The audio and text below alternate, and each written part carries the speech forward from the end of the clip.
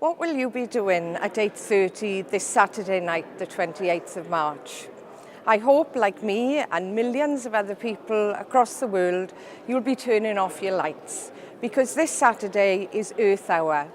And for just 1 hour, people across Europe, across the world, will be showing their support for action to fight climate change.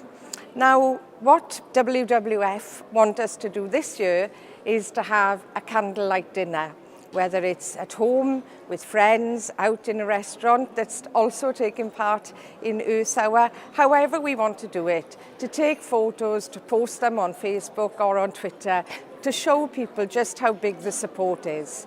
And it is big.